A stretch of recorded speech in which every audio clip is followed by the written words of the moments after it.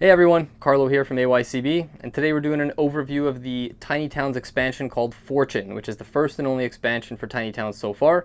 It adds a lot of replayability to the game and another added level of strategy to consider with really minimal rules overhead. Stick around, let me tell you more about it.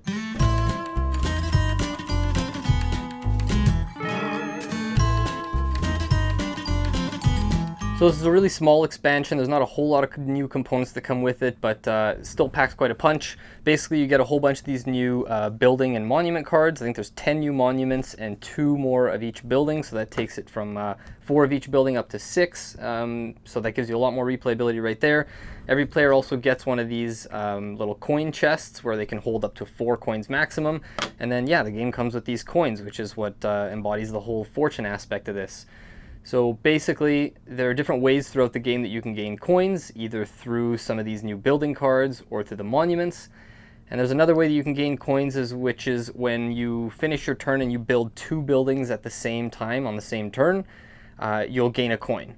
So what are the coins actually for? Well, throughout the game, every time another player as the master builder calls a resource and you don't want to take that resource, you can spend one of your coins to take a resource of your choice instead. So remember, your little treasure chest here can only hold 4 coins at most. Once it's full, you can't acquire any more.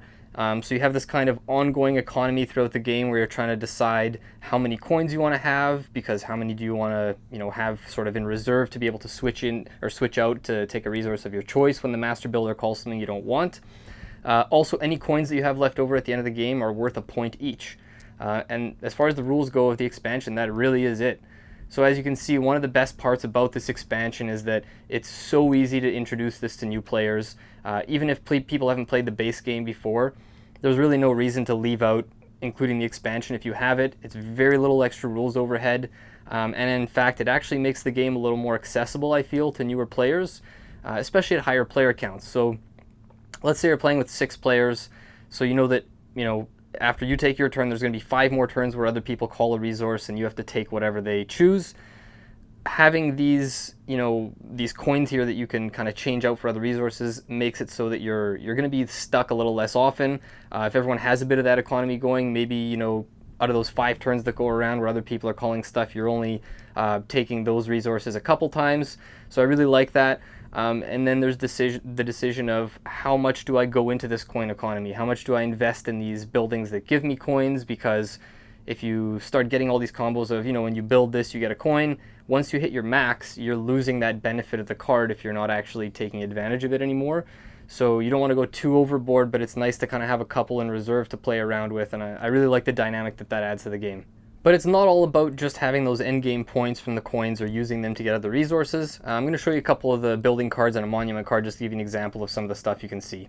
So for example, the mine here is pretty straightforward. It's just when constructed, gain a coin. So you can just keep building mines to gain coins. There's the jeweler, which is quite interesting. It's worth 4 points, which is a lot for one building. But when constructed, you must spend a coin. If you can't, all other players gain a coin at the end of the round. So this one's forcing you to have coins when you build this. Otherwise, you're giving coins to other players. Then there's this monument, Shrine of the Windseed. When constructed, you gain a coin for each building of the type you have the most of in your town. So there's all kinds of new mechanics in there with these cards that just have this extra little economy, but it never feels like it's taking away from what makes the base game so great. If you have the base game and you don't play it all that often, it's not like you're going to have a terrible experience compared to the expansion. If this is just a game you play every once in a while, I wouldn't say it's absolutely necessary, but for me, now that I've played it, I never really want to go back to the original. This just adds such another nice layer of strategy to consider, and like I said, it makes it even more approachable for new players.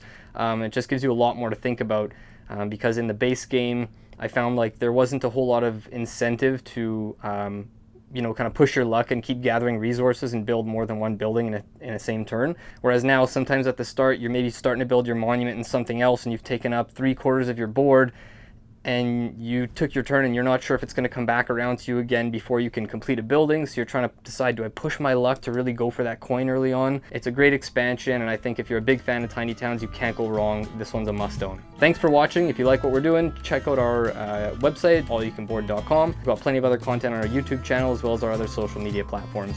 Thanks for watching.